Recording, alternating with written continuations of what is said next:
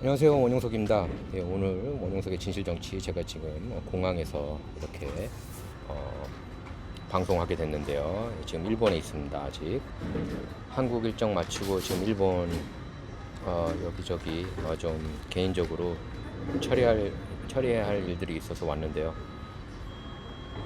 참 제가 지난 방송에서도 에이미 코니 베렛 연방 대법관이 굉장히 실망적인 판결을 내렸다고 말씀드렸는데 또 어, 기대를 저버리지 않고 실망을 시켰습니다. 오늘은 트럼프 대통령이 왜 느닷없이 시진핑에게 축하 메시지를 보냈는지 그 속뜻을 짚어보도록 하겠습니다. 트럼프 대통령이 이런 말을 했습니다. 시진핑 주석과 위대한 중국이 출생 시민권에서 엄청난 승리를 거둔 것을 축하한다. 이게 진짜 축하입니까? 아닙니다. 이건 트럼프 대통령식 풍자죠. 비꼰 겁니다. 미국 연방 대법원을 향한 분노인 겁니다. 그리고 미국의 국경과 시민권 제도가 외국 세력에게 이용당하고 있다는 강력한 경고라고 할 수가 있겠습니다. 이번 연방 대법원은 트럼프 대통령 출생 시민권 제한 정책에 제동을 걸었는데요.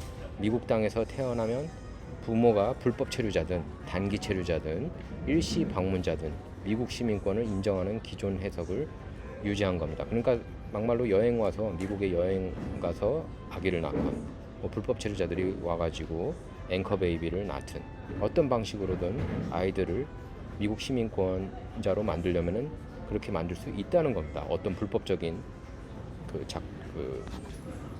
불법적인 작전을 펼치더라도 그걸 다 인정한다는 거예요.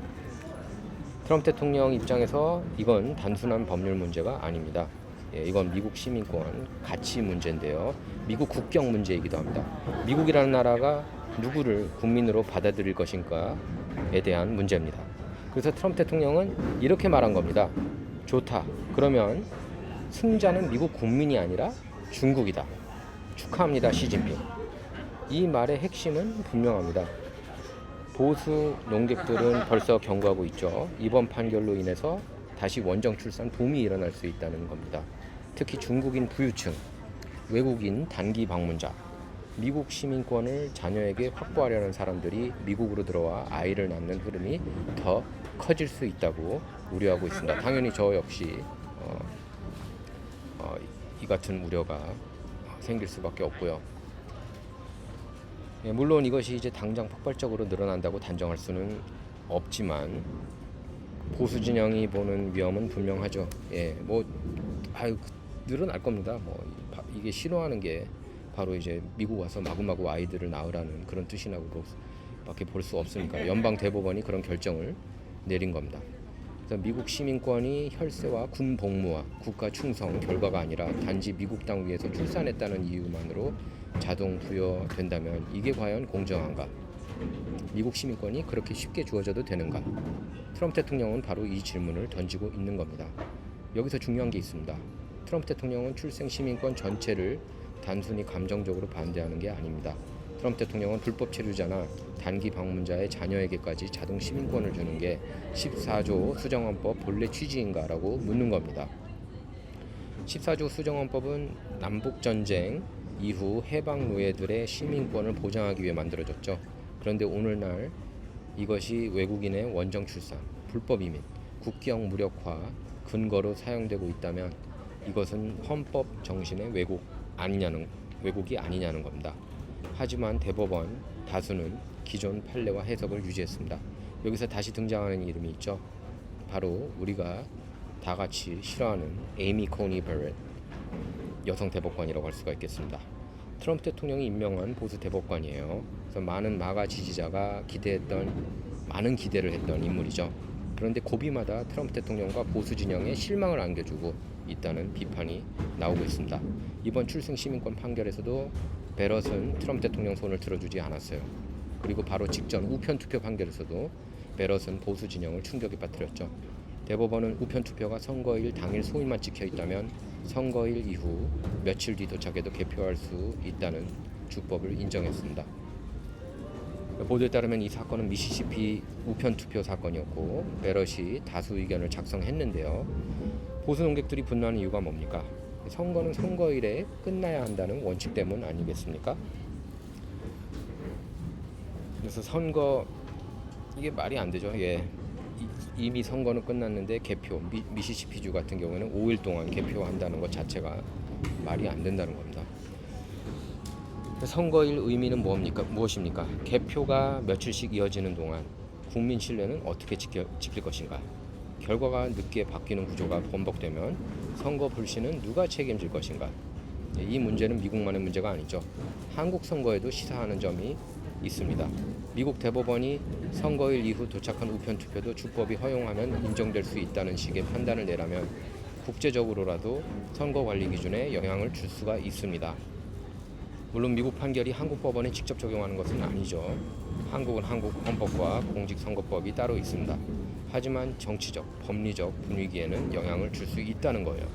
왜냐하면 한국에도 사전투표, 우편투표, 재외국민투표, 개표 지연, 선거관리 투명성 문제가 계속 논란이 되고 있지 않습니까? 지금 올림픽공원에 많은 애국 시민 여러분이 시위하고 있는 이유도 이런 이슈 아닙니까? 투표 용지 부족 사태, 부정선거에 대한 항의 시위를 하고 있는 거 아닙니까? 부정선거, 재선거, 당일 투표 수개표 이렇게 외치는 건 다 투표 투명성 때문 아닙니까? 그러니까 이게 미국의 이번 헌법 판결, 연방 대법원 판결이 영향을 줄 수 있는 거예요.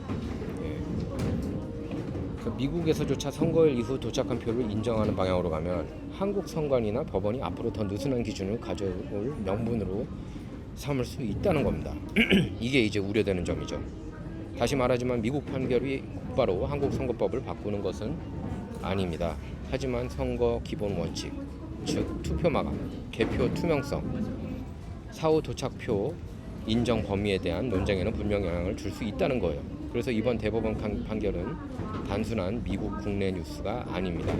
이민 문제, 시민권 문제, 선거 신뢰 문제, 그리고 보수 대법관에 대한 신뢰 문제까지 모두 연결된 사건입니다. 특히 에이미 코니 벨 문제는 마가 진영 내부에서 점점 더 큰 분노를 낳고 있습니다. 트럼프 대통령이 임명했는데 왜 결정적인 순간마다 트럼프 대통령의 핵심 정책에 제동을 거느냐. 출생 시민권에서도 그렇고 우편 투표에서도 그렇고 보수 진영이 가장 민감하게 보는 이슈에서 왜 계속 실망스러운 결론이 나오느냐. 짜증나요 저도 지금. 일본에 와서까지 좀 즐거운 이런 이슈들을 다루고 싶었는데 좀 화가 납니다. 트럼프 지지자들 분노를 이해해야 된다는 겁니다. 왜냐하면 좌파 대법관들은 거의 늘 좌파 진영이 원하는 방향으로 뭉칩니다. 그런데 보수 대통령이 임명한 대법관들은 왜 고비마다 좌파 쪽 편을 드느냐. 저는 이 순간부터 에이미 코니 벨하고 존 로버츠 대법원장은 좌파 쪽 대법관이라고 저는 치부하고 싶습니다. 그렇게 보는 게 맞아요. 좌파는 자기 진영 판사들에게 실망을 거의 경험하지 않습니다. 그런데 보수는 계속 경험하고 있다는 겁니다. 존 로버츠 때도 그랬습니다. 이제는 에이미 코니 벨에게도 같은 실망을 느끼는 사람들이 늘고 있습니다. 이번 출생 시민권 판결에서 트럼프 대통령이 시진핑 축하라는 말까지 꺼낸 건 단순한 조롱이 아닙니다. 그건 미국 시스템 전체를 향한 경고라고 할 수가 있겠습니다. 미국의 시민권 제도가 외국인들에게 이용당하고 있다. 미국의 법원이 미국 국민보다 외국인에게 더 유리한 결과를 만들고 있다. 이런 식이면 중국이 웃고 우리 국민, 미국 국민이 손해를 본다. 이런 메시지인 겁니다.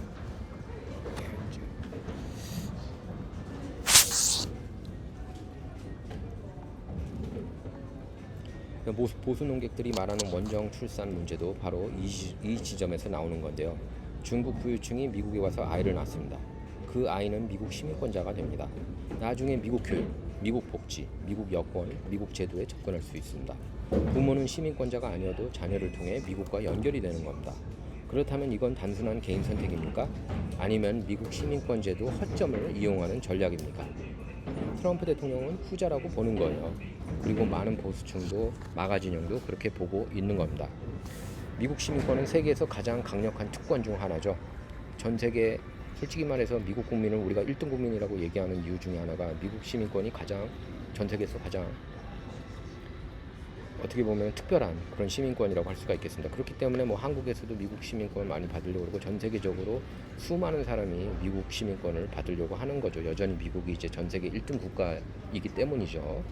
유일한 초강대국이고 너무나 이제 미국이 장점이 많죠. 무수히 많지만 좌파 정권으로 인해서 그동안에 그러니까 지난 좌파 정권으로 인해서 안 좋은 점도 너무나 많지만 여전히 장점이 훨씬 많은 게 미국입니다. 그렇기 때문에 이제 다 어떻게든 미국 시민권을 받으려고 하는 게 사실이고요. 이중국적 받으려고 하는 거고요. 미국 시민권 하고 동시에 이제 뭐 자기네 나라 시민권을 이렇게 유지하고 그렇지 않습니까? 그래서 미국 여권, 뭐 미국의 법적 보호, 미국 교육 기회, 미국 경제 시스템 접근권 이것이 단지 출산 장소 하나로 자동 부여된다면 세계 각국 사람들이 그 제도를 이용하려는 것은 너무나 당연하다는 겁니다. 그러면 피해자는 누굽니까? 그 피해자는 고스란히 미국 납세자들한테 돌아간다는 거예요. 미국 시민입니다. 합법적으로 줄 서서 이민 온 사람들입니다. 국경을 지키라고 요구하는 국민들입니다. 트럼프 대통령 분노는 여기서 나오는 겁니다.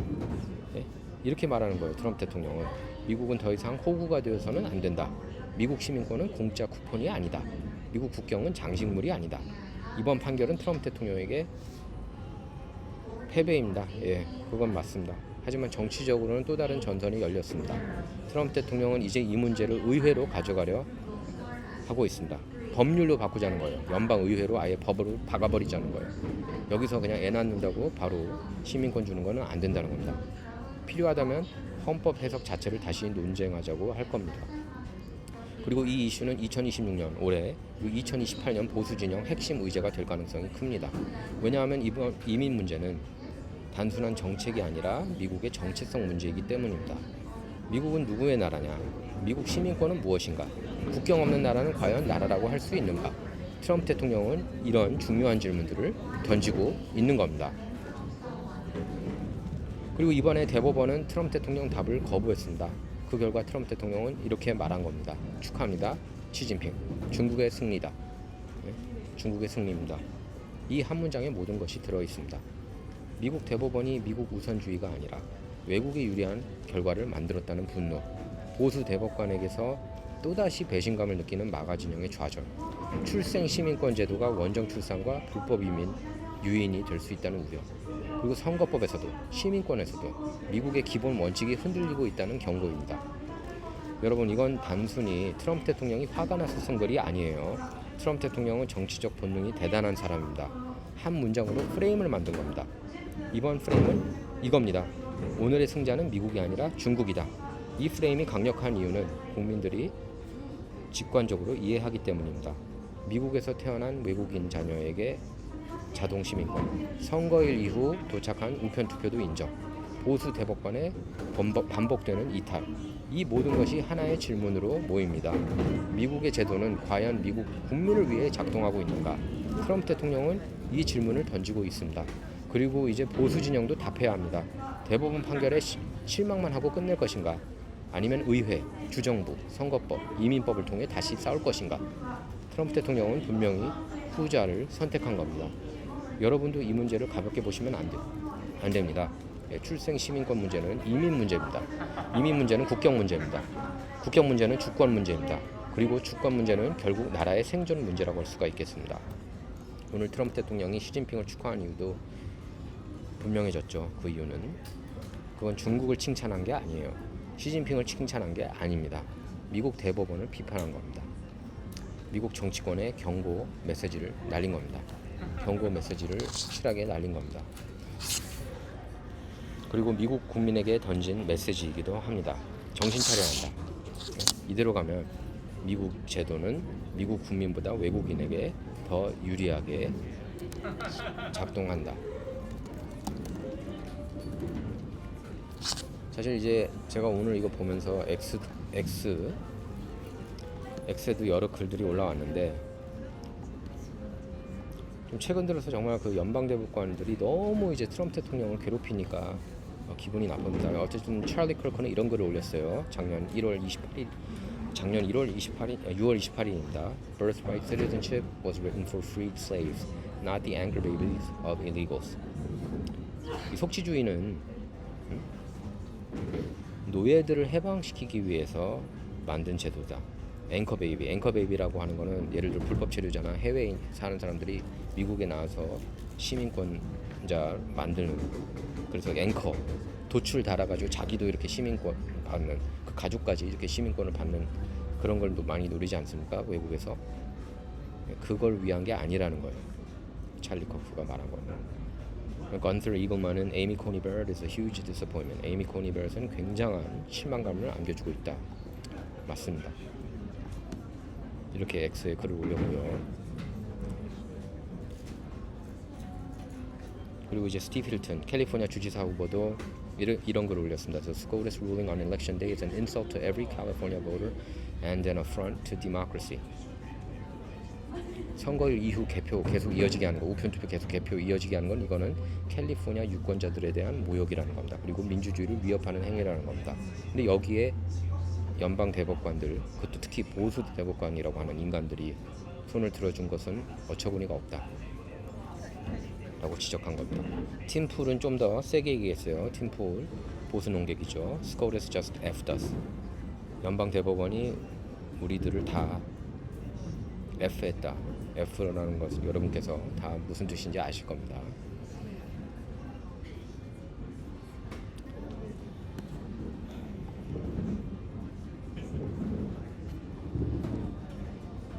에이미 코니 베럿에 대한 실망감이 너무 커가지고 지금 그 욕설이 난무하고 있고요. 에이미 코니 베럿을 향해서 욕 받을만 해요, 저는. 그리고 이게 고마워하지 않고 그러는데 하여튼 그 연방 대법원에 앉아 있는 여성 대법관이 지금 4명이거든요. 요 4명은 다 좌파라고 봐도 관계 없습니다. 존 로버츠도 전 좌파라고 봐요. 가끔씩 우파 손 들어주는. 아무튼 저희들 연방 의회 통해서도 트럼프 대통령 공약들을 관철시켜야 될 것 같습니다.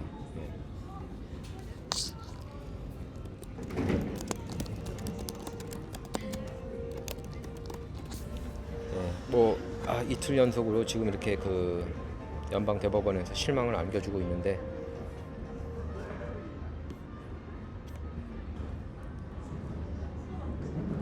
일단은 11월 중간 선거에 이겨야 돼요. 공화당이 이겨야 되고 이길 가능성도 저는 충분히 있다고 봅니다. 아직도 뭐 메인스트림에서는 당연히 좌파 진영이 이길 거라고 하지만 저는 그렇게 보지 않습니다. 11월 중간 선거에서 저는 압승도 가능하다고 봐요. 민심 풀뿌리는 메인스트림 미디어하고 생각이 다르다는 걸 다시 한번 입증할 거라고 봅니다. 오는 11월에. 자, 진정 이번 시간 여기서 마치도록 하겠고요. 저는 다음 시간에 돌아오도록 하겠습니다. 시청해 주셔서 감사합니다.